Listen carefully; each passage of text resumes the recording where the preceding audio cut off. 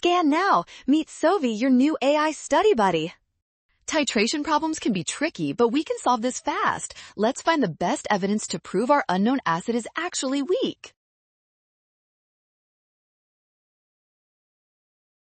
Start with the concentration of 0.10 molar. If this were a strong acid, it would dissociate completely, giving us a hydrogen ion concentration of exactly 0.1. Since the negative log of 0.1 is exactly 1, a strong acid must have a pH of 1.